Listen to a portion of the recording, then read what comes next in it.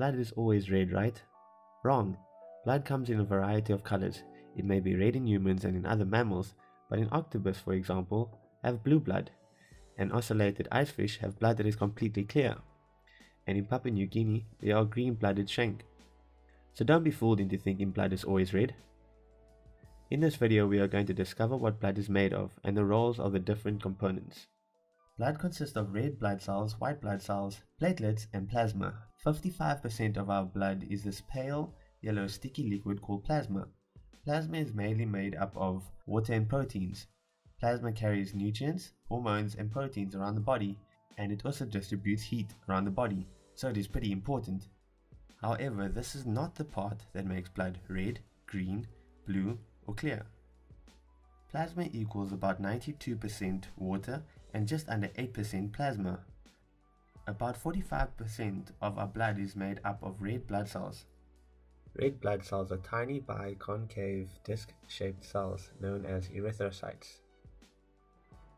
They are made in the bone marrow and contain a special iron-containing protein called hemoglobin. Hemoglobin is what enables our red blood cells to carry oxygen around the body, and it is hemoglobin that makes our blood red. Octopus have a different special protein called hemocyanin, which makes their blood blue. And the icefish doesn't have either hemoglobin or the hemocyanin, which is why their blood runs clear. Watch our video on red blood cells to learn more about these important bioconcave discs. White blood cells and platelets make up less than 1% of our blood.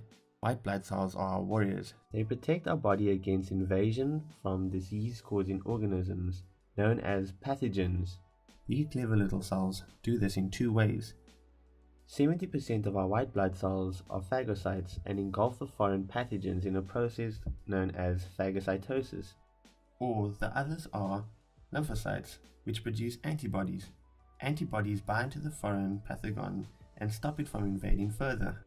You will learn more about white blood cells when learning about disease and how our body defends itself against pathogens. And finally, platelets. Platelets make a tiny fraction of our blood. They help the blood to clot when you cut yourself, stopping the bleeding and preventing the wound from becoming infected. From this video, you should now know that blood isn't necessarily red, and the color depends upon what the red blood cells are made up of.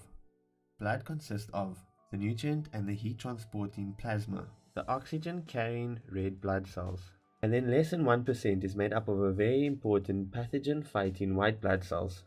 And lastly, the blood clotting platelets.